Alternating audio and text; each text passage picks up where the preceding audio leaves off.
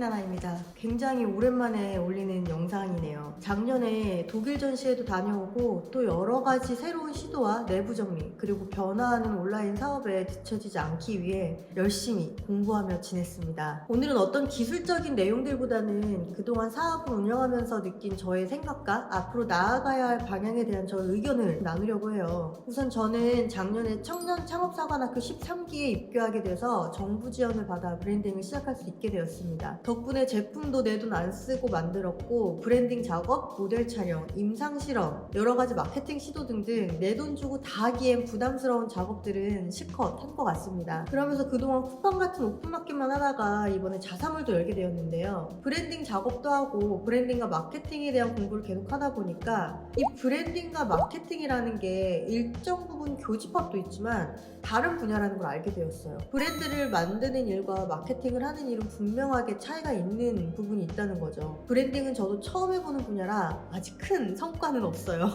런칭한 지 이제 2달? 되었고 그리고 오랫동안 천천히 쌓아 올려야 하는 부분이라 급하게 갈 생각은 없습니다. 그러면 당장 돈이 되지 않는 이 일을 굳이 지금 왜 하기로 결정한 것일까요? 우선 저는 브랜딩을 해보자고 결심하고 나서 지금도 내가 계속 몸을 담고 있는 이 로켓그로스 강의 하나만 남겨두고 나머지 강의는 다 내려놓았습니다. 그리고 쿠팡의 의존도를 낮추기 위해서 스마트 스토어 중심으로 판매도 다시 시도하기 시작했고요. 스마트 스토어도 이 트래픽에 의존하는 판매가 아니라 마케팅을 활용한 판매 쪽을 이야기합니다. 그렇게 시도를 하다가 브랜딩으로 확장을 하게 된 건데요. 쿠팡으로도 충분한 매출을 만들 수 있는데 왜 이런 변화를 결심했냐면 이 3년 정도 오픈마켓에서 판매를 하다 보니까 로직에 끌려다니는 게 너무 피곤해지더라고요. 로직에 맞춰서 상위 노출을 하기 위한 비용들이 결국 또 로직에 바뀌면 사라지는 것들이라는 생각도 들었고 무엇보다 이런 것들은 내가 컨트롤할 수 있는 부분이 아니잖아요. 그게 저는 좀 바꾸고 싶더라고요. 이 플랫폼이 장기적으로 이익을 얻을 수 있는 방향으로 변화를 하는데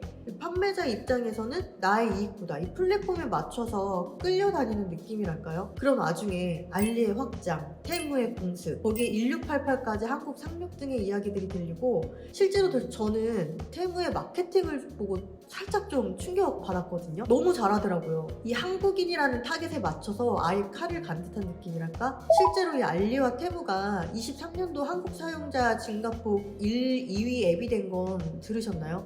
심지어 이제 카카오페이까지 이들과 협업을 확대하겠다고 했으니까 솔직히 이 정도면 중국 거라 영향 없어 라고 하기엔 무시할 수 없는 수준인 것 같습니다. 거기에 더해서 쿠팡이 만들어 놓은 로켓 배송 문화가 국내 배송 트렌드를 결국엔 바꿔놓아서 대부분의 플랫폼들이 빠른 배송에 뛰어들고 있어요. 컬리의 새벽 배송도 이제 익숙해졌겠지만 그 외에도 11번가 슈팅 배송도 초반에 거래처를 모으기에 열심히 제안을 하러 다녔고요. 저도 그때 매출을 좀 낼 수 있었습니다. 그리고 올리브영 바로드림 혹시 해보셨어요? 바로드림 가능한 제품을 온라인몰에서 사면 당일 저녁에 집 앞에 갖다 주더라고요. 당장 필요한 화장품이 있는데 막 나가기 귀찮을 때 이거 진짜 꿀이에요. 그뿐만 아니라 폐쇄물인 올웨이즈도 빠른 배송을 하고 요즘 무섭게 성장하고 있는 이 다이소 온라인몰도 빠른 배송을 시작했습니다. 이제 빠른 배송은 웬만한 플랫폼들에겐 필수가 돼버렸죠. 이 중국의 습격과 빠른 배송에 대중하는 쿠팡이 위기의식을 갖게 만들었어요. 쿠팡에서 가장 판매가 많이 되는 제품은 대부분 생활용품 등이잖아요. 빨리 필요한 거, 고민 많이 안 하고 사도 되는 거, 이런 소모품 같은 것들이요. 근데 우리 같은 셀러들이 가져와서 쿠팡에서 판매 잘하는 제품들은 대부분 이 중국에서 가져오는 것들이란 말이죠. 왜냐? 소싱이 쉽고 빠르니까. 게다가 싸고. 근데 이 중국 플랫폼들이 습격을 하면서 우리만 피해를 보는 게 아니라 쿠팡도 자기네들 이익을 나눠먹게 생긴 거예요. 쿠팡에서도 파는 제품들인데 저기는 훨씬 싸니까. 처음엔 중국 플랫폼이라 못 믿겠다면서 안 쓰는 사람이 많더라도 테무가 지금 이런 식으로 마케팅 계속해서 사람들 경계심만 풀리면 순식간에 사용자가 훅 늘어나는 건 저는 금방이라고 봅니다. 게다가 이 국내 플랫폼들은 빠른 배송들 너도 나도 한다고 해. 이런 상황이니까 쿠팡도 계속 확장을 하긴 하는데 우선 명품 쪽으로 확장을 했죠. 로켓 럭셔리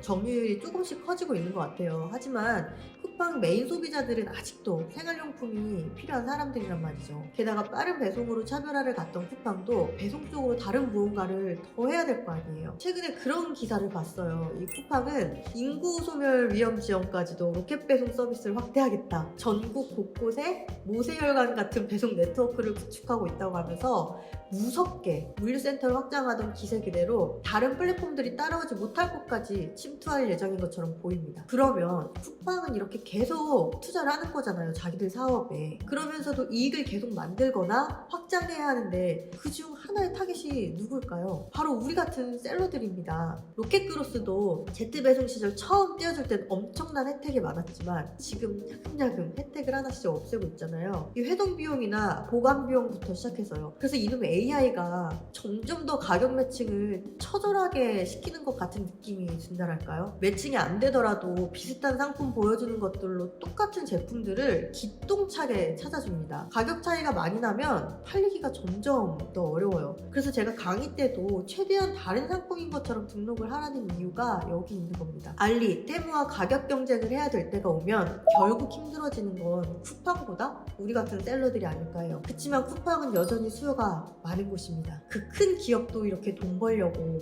노력하는데 우리가 안 하면 되겠냐는 거죠. 쿠팡하기 점점 더 어려워지니까 하지 말자는 게 아니라 우리도 그 변화 위에 올라타는 것을 고민해봐야 됩니다. 그 방법이 뭐냐고 하면 나만의 상품을 만들거나 브랜딩을 하는 거라고 생각을 하는데요. 물론 쉽지는 않죠. 하지만 쉽게 돈 버는 게 어디 있겠나요? 쿠팡도 고객들에게 좋은 경험을 주려고 끊임없이 노력할 것이고 그렇다면 쿠팡이 좋아할 상품은 제일 싸거나 아니면 다른 곳에 없는 상품들일 겁니다. 상품 기획을 해서 판매하면 제일 싼 척을 해서 팔거나 아니면 나만 파는 상품인 척 하는 거 아니면 나만 파는 상품을 파는 거 다 할 수 있죠. 이렇게 기획해서 판매했을 또 좋은 점은 판매하는 제품의 카테고리마다 유리한 플랫폼들이 다르기 때문에 상품 기획을 잘 짜놓으면 쿠팡 외에도 할 수 있는 게 많다는 겁니다. 특히 요즘 이커머스와 관련하는 사이트나 어플들도 커머스로 확장하는 곳들이 많은데 예를 들면 토스 같은 곳들이요. 이런 곳들에 입점할 때 기획 상품이 한 개라도 있으면 훨씬 수월하거든요. 그래서 다시 정리를 하면 무조건 처음부터 상품 기획을 하라는 게 아니라 우선 윙이나 로켓그로스 같이 접근이 쉬운 방법으로 온라인 판매에 적응을 합니다. 길게 잡아도 1, 2년이면 저는 충분하지 않을까 해요. 대신 아주 열심히 해야겠죠? 이 초보자의 눈으로 상품 기획을 하는 건 소싱 과정부터 저는 굉장히 어렵다고 보거든요. 왜냐면 처음엔 소비자가 무엇을 원하는지 잘 보이지가 않으니까요. 그래서 데이터를 보는 방법도 있지 않고 여러 가지 사례들을 경험을 해봐야 나중에 딱 한 가지 제품을 골라야 할 때 승률이 더 올라갈 수 있다고 봐요. 그리고 처음 시작할 때부터 돈을 조금이라도 벌어야지 이게 재미가 있어서 계속하게 되는 것 같아요. 아무래도 쿠팡 판매는 바로바로 반응이 오니까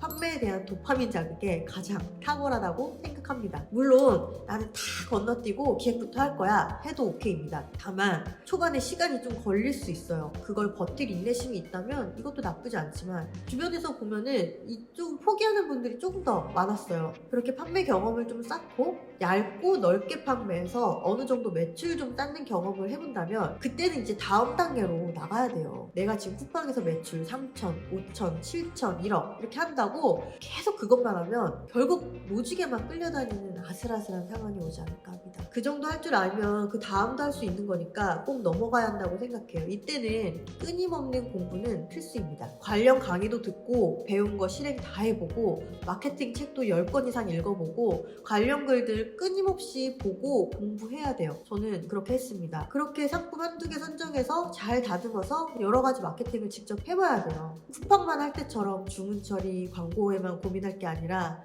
어디에 누구에게 더 노출을 시킬까 미친 듯한 고민과 실행을 해야 합니다.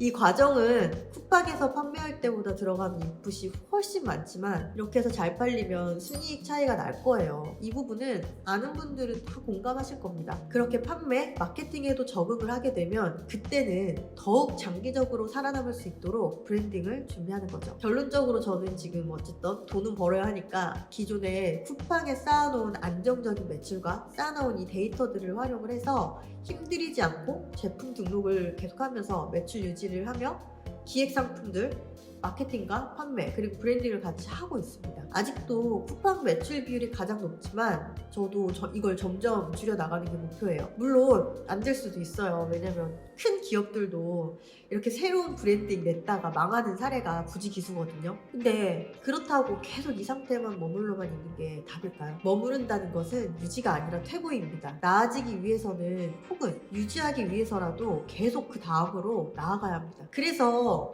저도 당장은 손해보는 부분이 있더라도 움직이기로 결심을 했고 그렇게 하고 있고요. 여기까지 들어주신 여러분들도 아직 더 배워야 하는 위치라면 우선은 최선을 다해 적응을 하시고 이제 좀 적응한 것 같다라고 느껴지시는 분들이면 어렵더라도 그 문을 열고 다음으로 나아가시길 바라겠습니다. 물론 모두 제 주관적인 의견이니까 이게 정답이다 라고 하기보다는 다른 의견이나 더 좋은 의견이 있다면 같이 나눠주시고 공감하시는 분들도 댓글 남겨주세요. 죄송해요, 오늘 제가 코가 좀 많이 막혀가지고 발음이 많이 샜는데 오늘 영상은 여기서 마치고 다음에는 더 건강하고 좋은 모습으로 또 좋은 영상으로 찾아뵙겠습니다. 그럼 다음 영상에서 뵐게요. 안녕.